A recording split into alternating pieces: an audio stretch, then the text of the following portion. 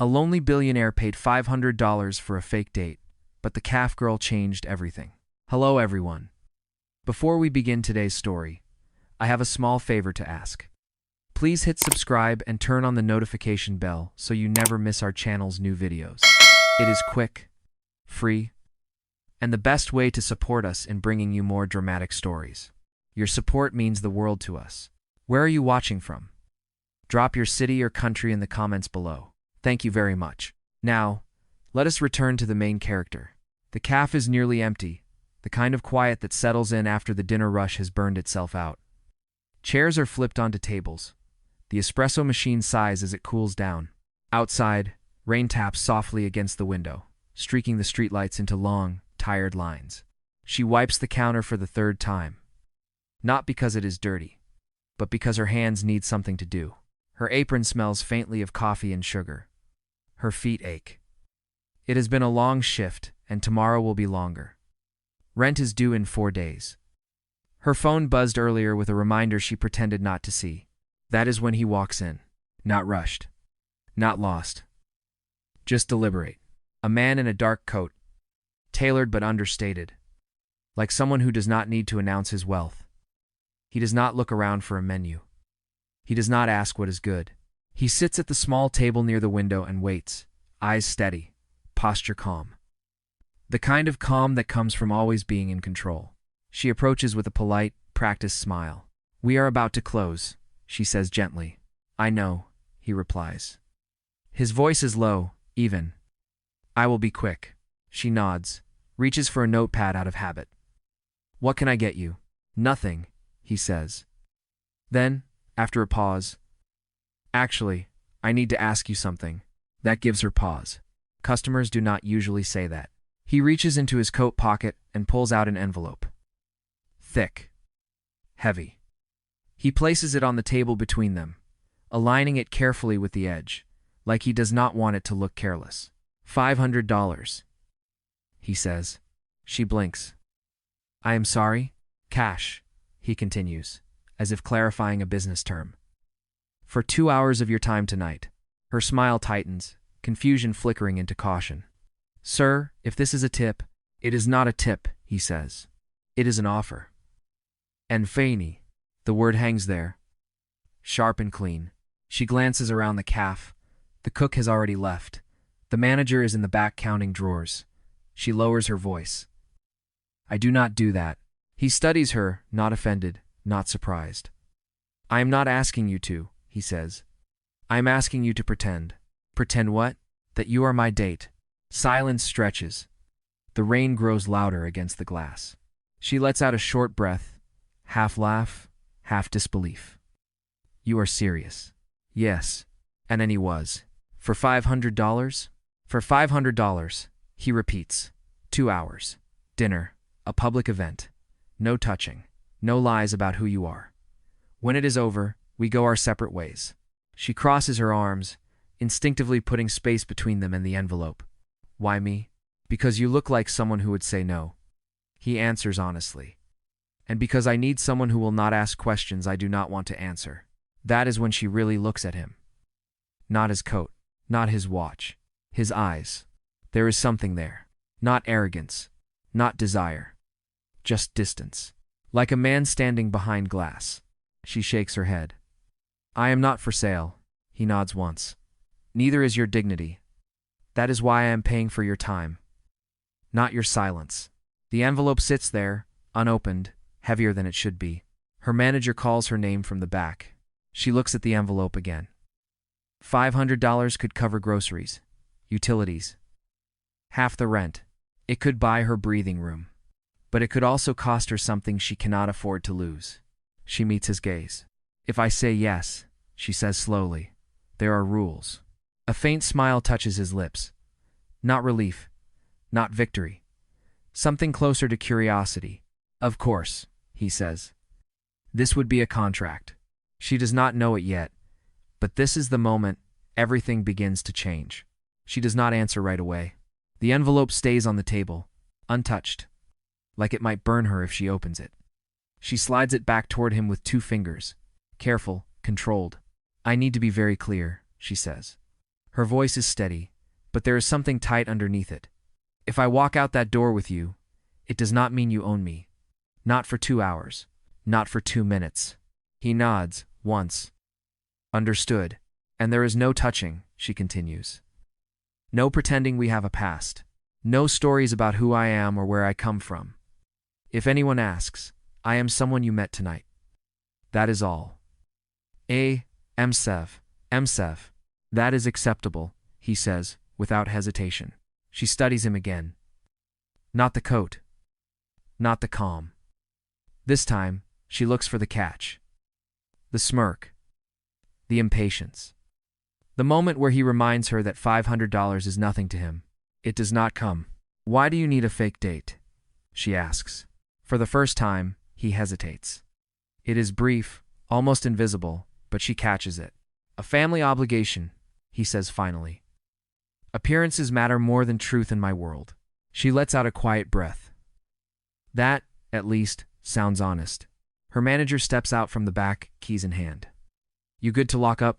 She glances over her shoulder, then back at the man. $500 could buy time.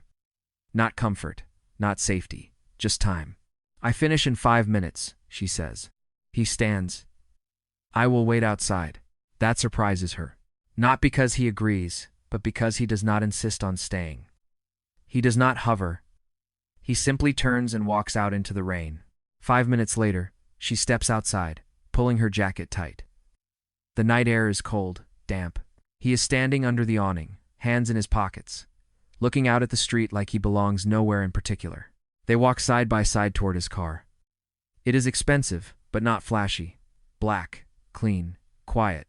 Before we go any further, she says, stopping short of the passenger door, there is one more thing. He turns to her. If at any point I say I am done, she says, we stop. No arguing. No guilt. No money added to change my mind. He meets her eyes. Agreed. She exhales, then opens the door and gets in. Inside the car, the silence is thick. Not awkward. Just unfamiliar. My name is Claire, she says, finally. Since we are pretending.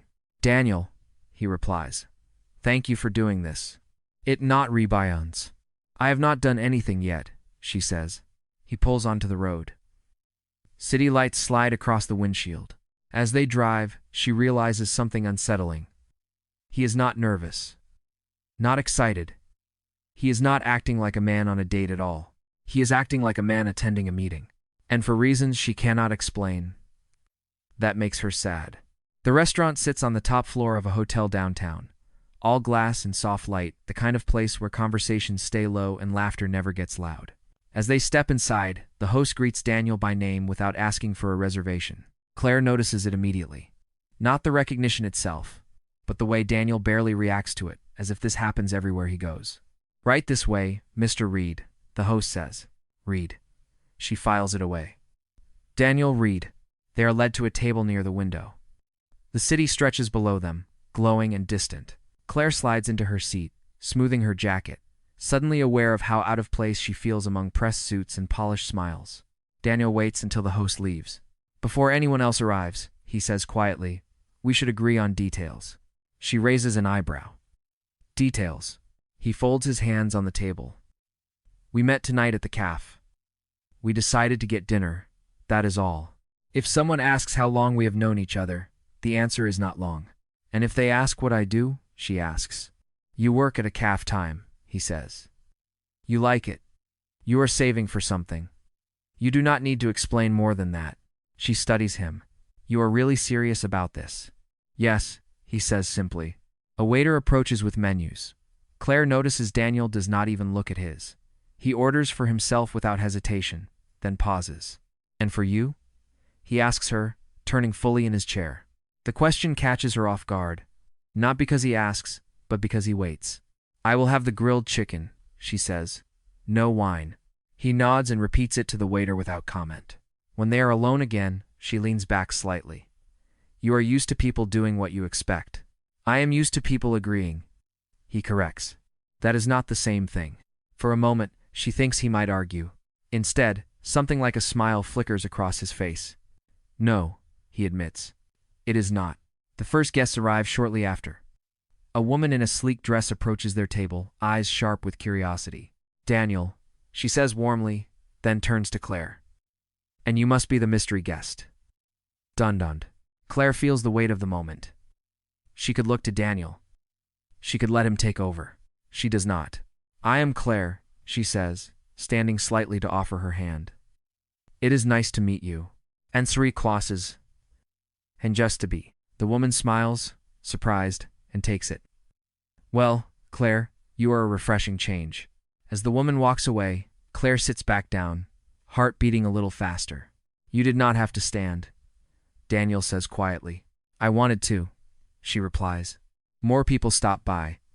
Questions come, light and casual. "Where did you meet? How long have you known each other?" Claire answers calmly, honestly, without embellishment.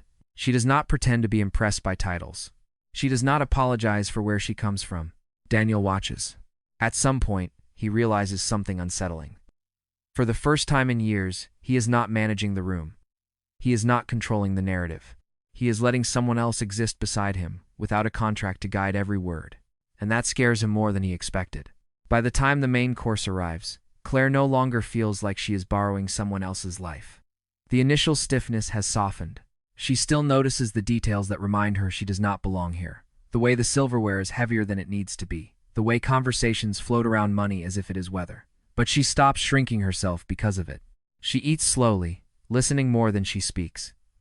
When she does talk, she chooses her words carefully, not to impress, but to stay true to herself. She talks about early mornings at the cafe, about regular customers who tip in stories instead of cash, about how the smell of coffee has become a kind of clock for her days. Daniel listens, not politely, not the way people listen when they are waiting for their turn to speak. He listens like he is learning something new. Across the table, a man in a tailored suit leans over. "Daniel, we need a moment." Daniel nods, then looks at Claire. "Excuse me." Incoming a step to Bulating Ten Zadadin. She watches him step away, watched immediately by two others. The ease with which people gravitate toward him is undeniable. It is not charm, it is gravity. Left alone, Claire takes in the room again. The quiet power, the careful laughter, the way everyone seems to know exactly how they are supposed to be seen. A woman she has not met before approaches her table, glass of wine in hand. Her smile is sharp, practiced. "So," the woman says, glancing toward Daniel, "how did you two meet?" Claire does not rush to answer. She sets her fork down. "At a cafe," she says. "Tonight." The woman raises an eyebrow. "Tonight?" "Yes." There is a pause. The woman's smile widens, but her eyes cool slightly. "That is sudden." "Life usually is," Claire replies. The woman takes a sip of her wine. "And what do you do?" "I work at the cafe," Claire says calmly. "No plans beyond that?" The woman presses. Claire meets her gaze. "I have plans. I just do not list them for strangers." The woman blinks, clearly not expecting resistance. She laughs lightly, then straightens. "Well, enjoy your evening." When she walks away, Claire feels a small rush of relief mixed with something else. Pride, maybe. Daniel returns a moment later. He looks at her, reading her expression. "Everything all right?" "Yes," she says. "I handled it." He pauses, then nods. "Good." They sit in silence for a few seconds.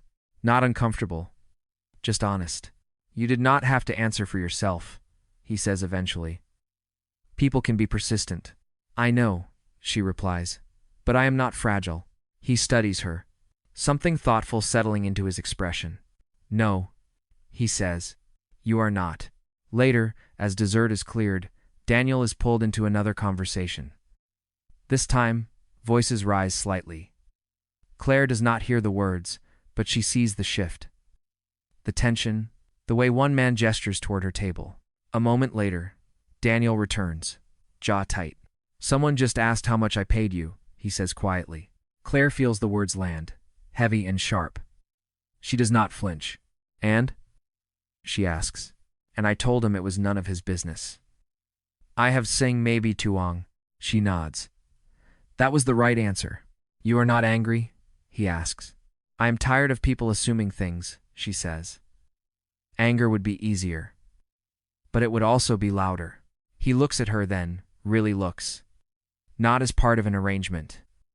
Not as a solution. As a person. For the first time that night, Daniel feels something shift inside him. A small crack in a wall he has spent years reinforcing. And he does not know yet whether that scares him, or if it is exactly what he has been missing. The moment does not explode. It creeps in quietly, the way real humiliation usually does. They are standing near the edge of the room now, plates cleared, dessert finished. Conversations have loosened with wine and familiarity. Laughter rises and falls in controlled waves. Daniel is speaking with two men. Claire has already seen him greet earlier. Both confident. Both comfortable in rooms like this. Then one of them looks at her again. Not politely. Not curiously. Appraising. So, the man says, tilting his head slightly. How exactly did you two meet again? Daniel opens his mouth to answer, but Claire feels something shift inside her. A warning. She steps forward half a pace. At the caf, she says. Tonight, and whatever 7. The other man chuckles. Right. Of course. The first man smiles thinly. Daniel has always been efficient, he says. I just did not realize he had started outsourcing companionship. The word lands hard. For a second, the noise of the room fades. Claire can feel her pulse in her ears. She does not look at Daniel. Not yet. That is not funny, Daniel says. The man lifts his hands. Relax. It is a compliment. Some people spend years pretending to be something they are not. At least this is honest. How much did it cost, anyway? A few nearby heads turn. The air tightens. Claire exhales slowly. She straightens her shoulders. I think you are confusing money with value, she says, her voice clear. Not raised, not shaking. They are not the same thing. The man looks surprised, then amused. Is that what you tell yourself? Daniel feels it then. The familiar instinct to manage, to smooth, to redirect. The instinct that has protected him in boardrooms and scandals alike. He could laugh it off. He could pull Claire away. He could end this cleanly. Instead, he does something he has not done in years. He steps forward. That is enough, Daniel says. His voice is calm, but it carries. You are out of line. The man blinks. Daniel, come on. I was joking. No, Daniel replies. You were not. Silence spreads outward, subtle but undeniable. Other conversations stall. People watch without pretending not to. Daniel turns slightly toward Claire, then back to the man. Claire is here because I asked her to be. And that is the only explanation anyone needs. The man scoffs. You are really going to defend this? Daniel does not hesitate. I am defending her. Something flickers across the man's face. Embarrassment, maybe. He clears his throat. Well, enjoy your evening. He walks away, a little too quickly. The room slowly exhales. Conversations resume, softer now. Claire stands very still. Daniel turns to her. I am sorry you had to hear that. She meets his eyes. I am not embarrassed. I know, he says. But you should not have been put in that position. She studies him for a moment. You did not have to say anything. Yes, he says quietly. I did. They move back toward their table, but the atmosphere has changed. Something unspoken hangs between them. You could have protected your image, she says after a moment. It would have been easier. Yes, he admits. Why did you not? He thinks about it. About the contracts he has hidden behind. About how often he has let money speak for him. Because, he says slowly, I realized I did not want to be the kind of man who stays silent when someone is treated like that. She nods, once. Good. A pause. This does not mean anything else, she adds. The rules have not changed. Dine. I know, he says.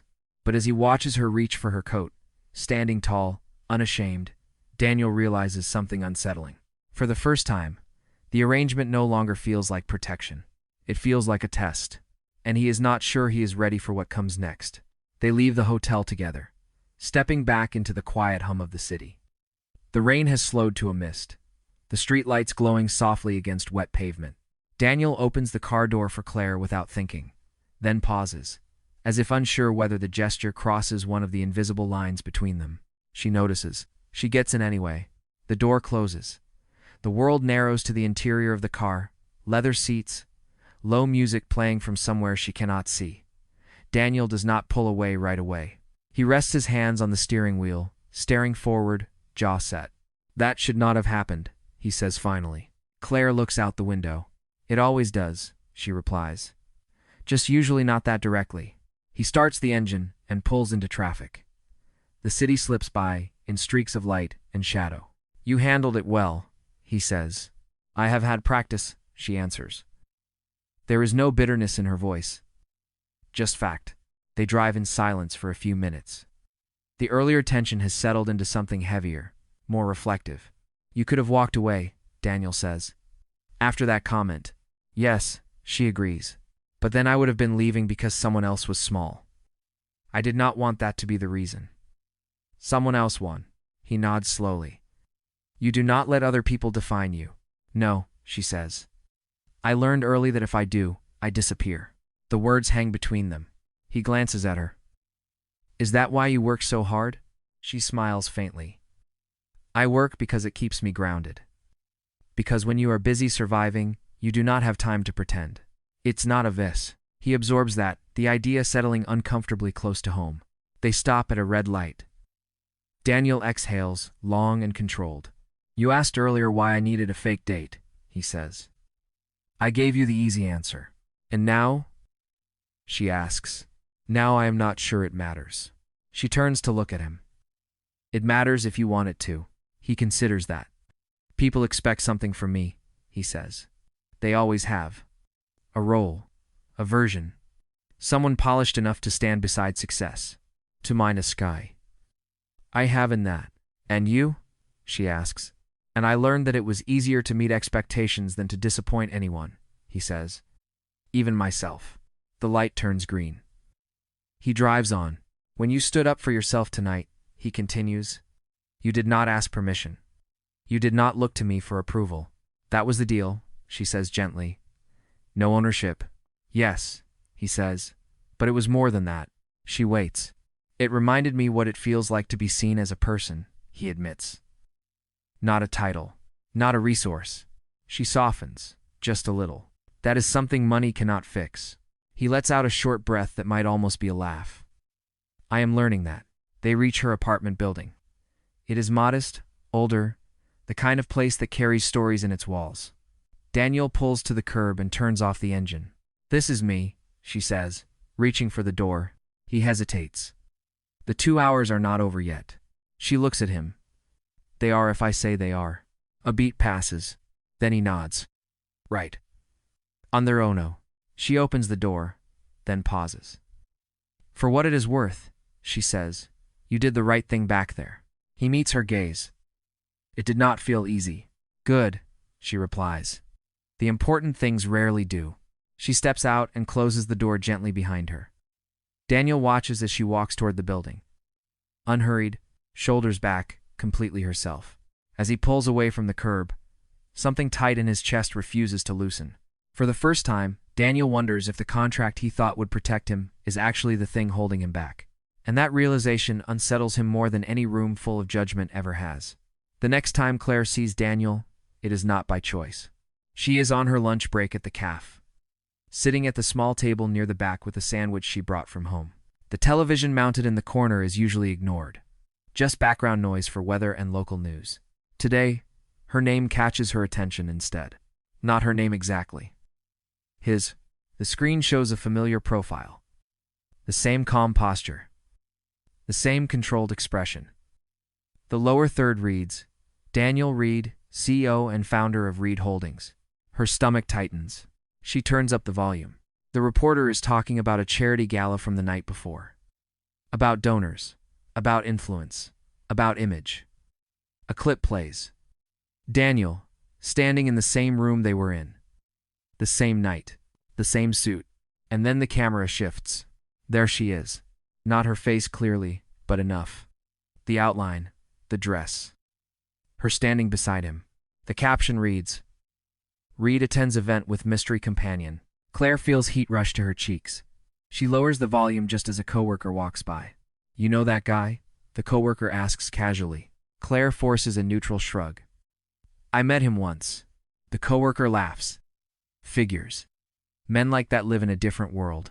Claire does not respond. Later that afternoon, when her shift ends, she checks her phone. There are messages, missed calls. All from Daniel. She does not answer. That night, she sits on her bed scrolling, curiosity warring with dread. Articles. Photos. Headlines. His net worth. His companies. His public reputation for being distant, untouchable. And then she finds it. An interview from weeks ago. Daniel is seated in a studio, answering questions with practiced ease. The interviewer smiles. You have been more visible lately. New initiatives. Public appearances. Is this a shift in strategy? Daniel pauses, then nods. I realize people connect more easily with stories than numbers. And the appearance last night? The interviewer presses. Your guest certainly caught attention. Daniel smiles faintly. Appearances matter. Claire sets the phone down slowly. Appearances matter. The words echo. The next evening, Daniel comes to the café. Not during closing. Not quietly. He walks in while it is still busy. Claire sees him before he sees her. Her chest tightens. She steps away from the counter and approaches him, apron still on. We need to talk, she says. He nods immediately. Yes. They step outside. The air is cool. The street hums with traffic. You did not tell me who you were, she says. I told you my name, he replies carefully. You told me enough to make me feel safe, she says. Not enough to let me choose. He exhales. I did not think it would matter. It mattered, she says. You let me walk into a room full of people who knew exactly who you were. Who saw me as part of something I did not agree to be part of. That was not my intention. She laughs, once. Not amused. That is the problem. You never asked. He looks at her, searching. I did not use you. You did, she says quietly. You just did it politely. Silence stretches between them. You said this was a contract, she continues. But contracts require full information. You controlled the narrative. I filled the gap. I was protecting myself. He says. No, she replies. You were protecting your image. She reaches into her bag and pulls out the envelope. The same one, unopened. She presses it into his hand. I am done, she says. Not because of the money. Because I refuse to be a prop in someone else's story. He looks down at the envelope, then back at her. Claire, this ends here, she says. Do not come back. She turns and walks inside, leaving him standing on the sidewalk, the envelope heavy in his hand. For the first time, Daniel understands what it costs to hide behind half-truths, and he knows he has just lost something he never paid for in the first place. Daniel does not sleep that night. The envelope sits on his kitchen counter, unopened, exactly where Claire pressed it into his hand. He does not touch it. He does not need to. Its weight is already in his chest. By morning, every instinct tells him to fix this, the way he always fixes things. Call a publicist. Issue a statement. Make a donation. Control the fallout. He does none of it. Instead, he does something unfamiliar. He waits. 3 days pass. On the fourth evening, the café lights glow against the early dark. Claire is wiping down the counter when she feels it. Not a sound. Not a voice. Just a presence that shifts the air. She looks up. Daniel stands just inside the door. No coat. No entourage. No envelope. Her first instinct is to turn away. He does not approach the counter. He does not interrupt her work. He waits near the wall, hands visible, posture open, like someone who understands he has already overstepped once. When her shift ends, she unties her apron and walks past him toward the door. Claire, he says quietly. She stops, but she does not turn. I am not here to argue, he continues. And I am not here to explain myself. That gets her attention. She turns. Slowly. I am here to apologize, he says. Without conditions. She studies him. You already said you were sorry. I said it because I was uncomfortable, he replies. This time, I am saying it because I was wrong. Silence stretches. I hid behind convenience, he goes on. Behind half-truths. I told myself it was harmless because I did not force you. But I took away your ability to choose fully, and that is on me. She crosses her arms. And the money? He shakes his head. I do not want it back. I do not want you to keep it. I want it gone. He reaches into his pocket and pulls out the envelope. He places it on the small table by the door, then pushes it away from them both. For once, he says, I want nothing to be transactional. Claire watches him carefully. There is no urgency in his voice, no expectation in his stance. You do not owe me anything, he adds.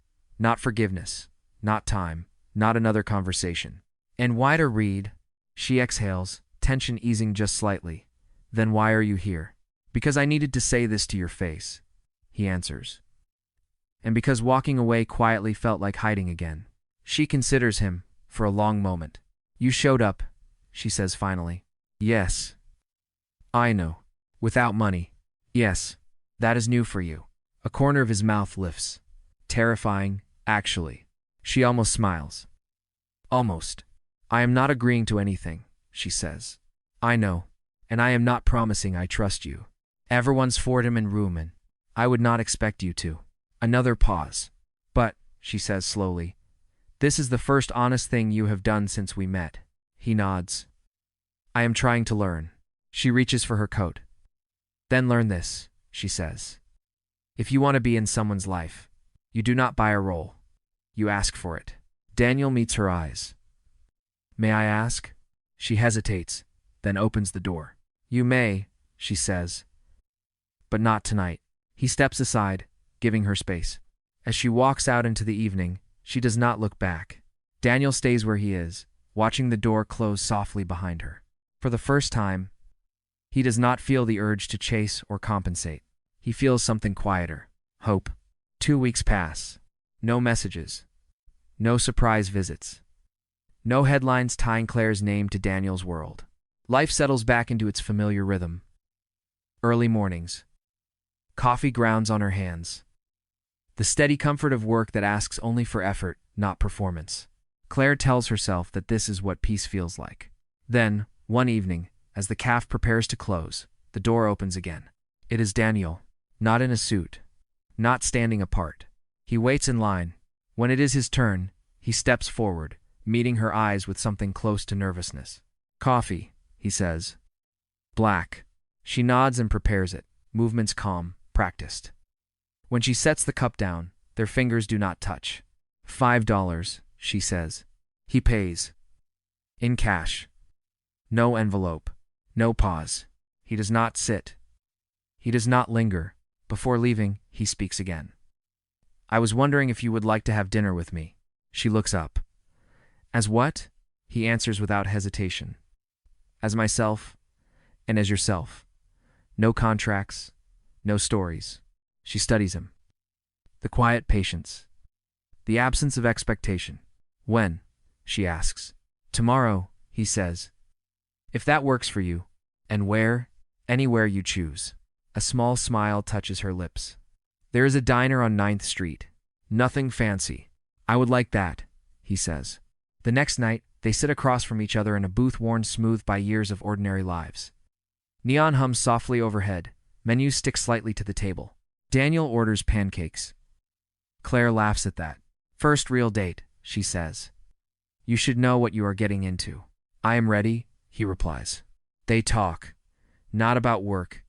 Not about money. About favorite mornings. About mistakes. About what it feels like to be alone in rooms full of people. There is no performance to maintain. No image to protect. When the check comes, Daniel reaches for it, then stops. May I? He asks. She considers, then nods. You may. Outside, the night is warm. The city feels smaller somehow. Kinder. He walks her home, not because it is expected, but because he wants to. At her door, he stops. I will not ask for more than you want to give, he says. But I would like to keep seeing you. Text $100. Claire looks at him. Really looks. This time, she says, we go slow. He smiles. This time, I do not know how to go any other way. She opens the door, then turns back. You know, she says, you paid $500 for a fake date. I know, he replies. And you lost it. Yes. She smiles softly. Good. The door closes. Daniel stands there for a moment, then turns and walks away. Lighter than he has been in years. Because for the first time, he understands something simple and true. Love does not begin with a contract. It begins when you choose to show up, with nothing to offer but yourself.